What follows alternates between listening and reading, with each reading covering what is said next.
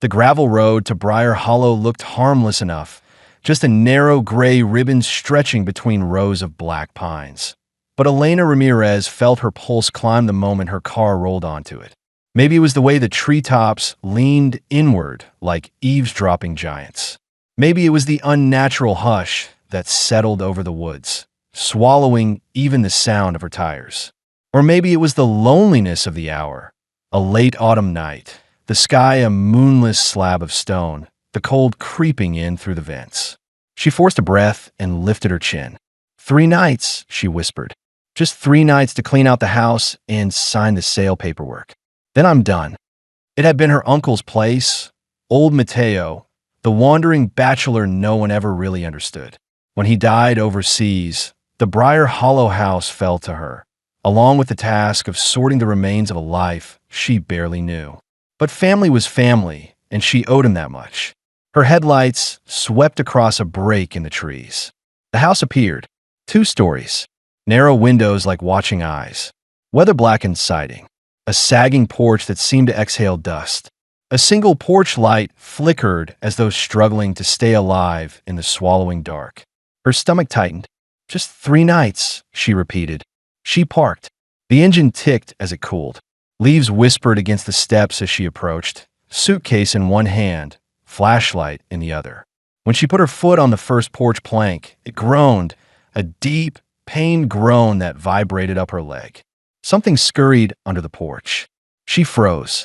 Listened. Silence. Elena shook her head and hurried to the door, key in hand.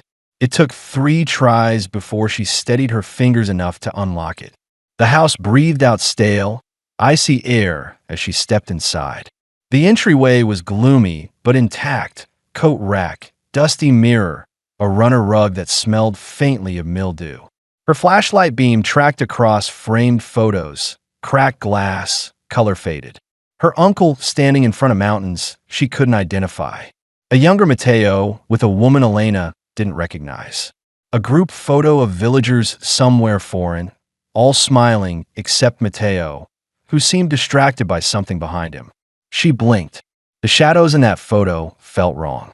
A draft swept through the hall, rattling the picture frames. Elena shut the door quickly. 1 room at a time, she murmured.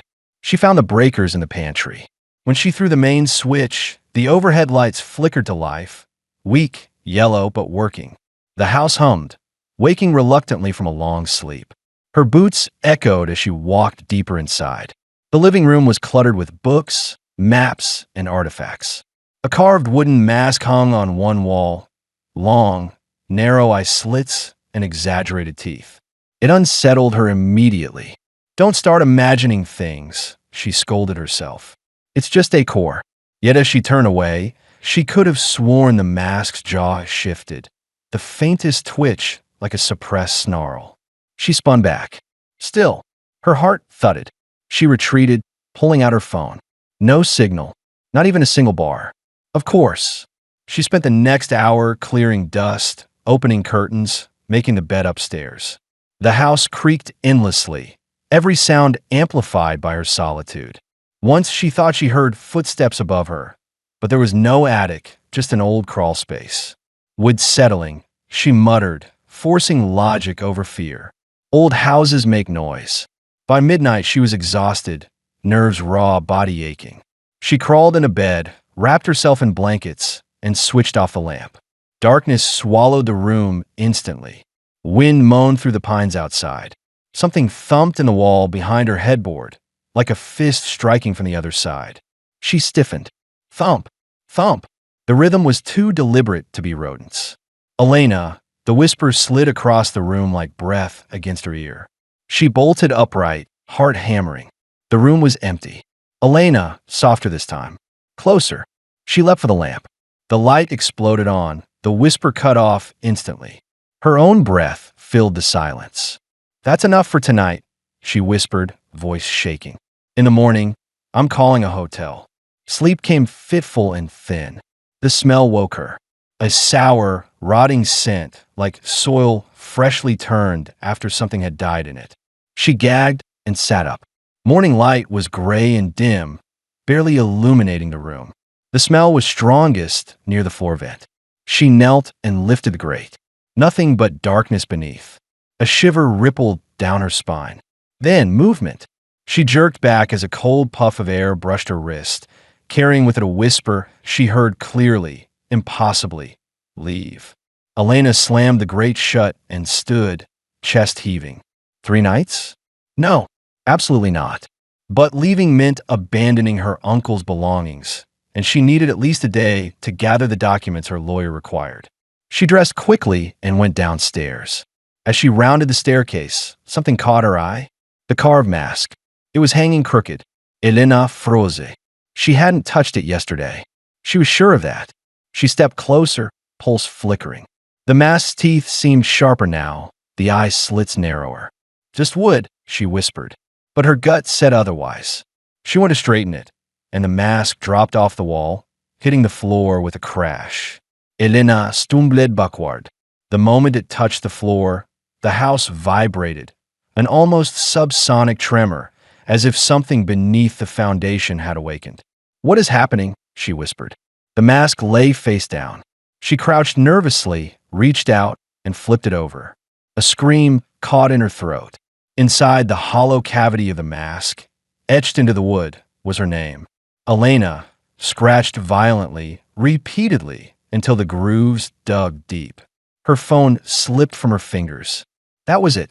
She was leaving. Lawyer be damned. She stuffed the documents she'd already found into her bag and headed for the door. But when she grasped the doorknob, ice shot up her arm, the metal so cold it burned. She yanked her hand back with a cry. Frost crept across the knob, spreading like a spiderweb. "Elena!" The whisper seeped from every wall. "Stay no," she shouted. "I'm leaving." She ran to the back door. Locked. Jammed. She tried the kitchen window. Painted shut. Panic swelled inside her like rising water. "Elena!" This time the voice was deeper. Hungrier.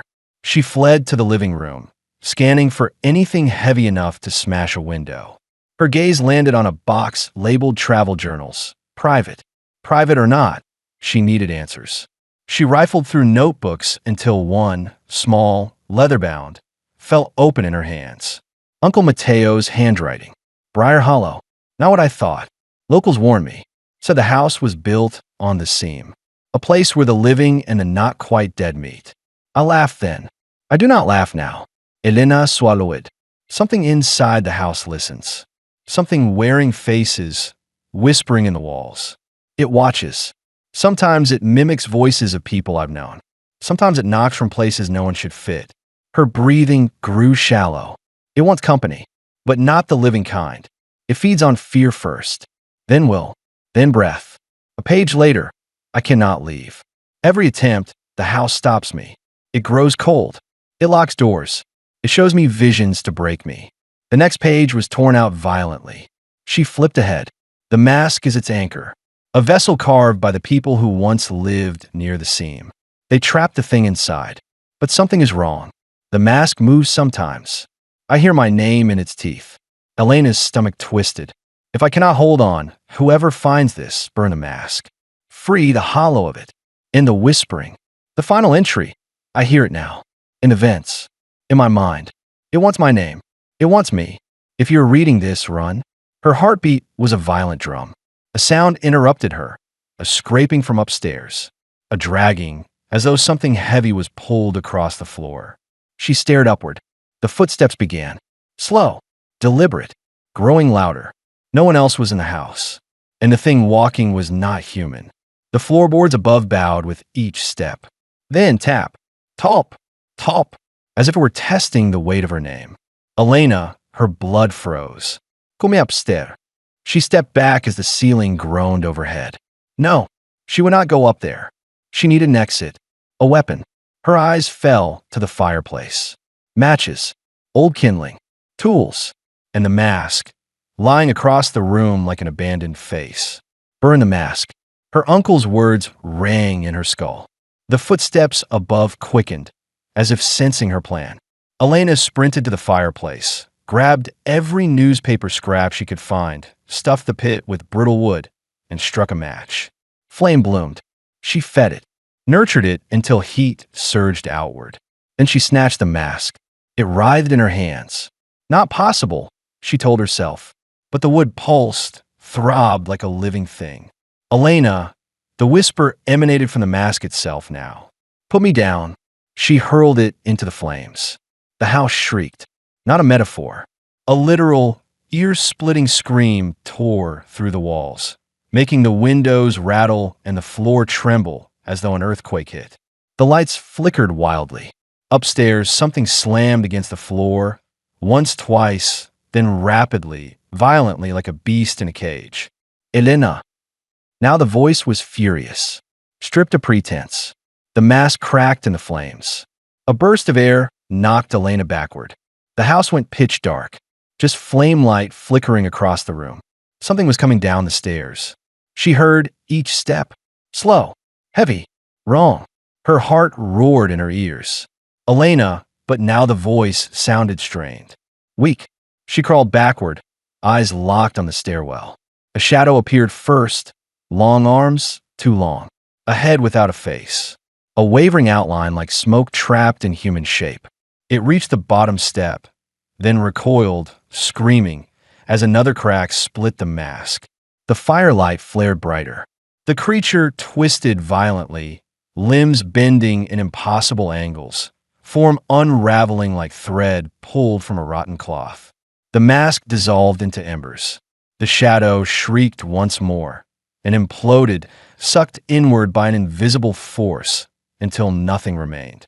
Silence dropped like a curtain. Elena stayed frozen for a long time, staring at the empty staircase, the still flames, the room no longer breathing.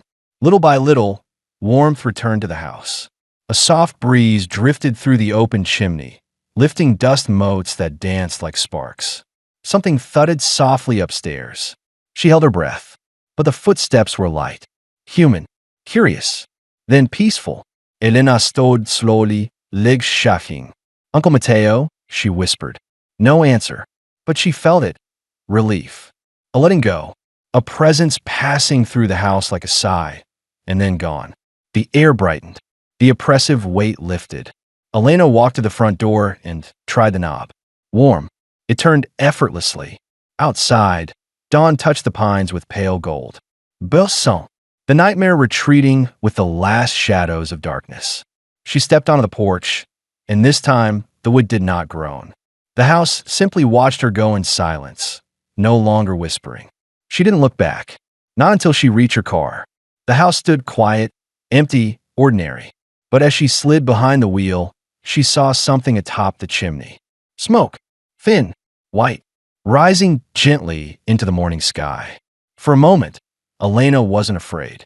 Not anymore. She nodded, whispered a soft goodbye, and drove away from Brier Hollow, free, whole alive. Behind her, the house settled in the sunlight, its darkness gone. This time for good.